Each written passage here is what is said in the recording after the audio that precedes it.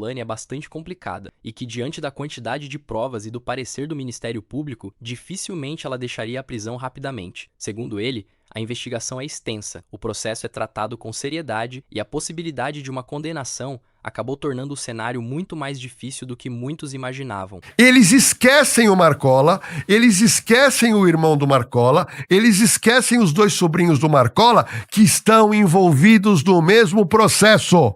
Quando você pega a denúncia do Ministério Público, a denúncia apresenta 6 nomes. Apresenta o nome de Marcos William Erbas Camacho Marcola, apresenta o nome de Alejandro Juvenal Erbas Camacho, o irmão, apresenta Leonardo Alexander Ribeiros Erba Camacho, sobrinho do Marcola, apresenta Paloma Sanches Erba Camacho, sobrinho do Marcola.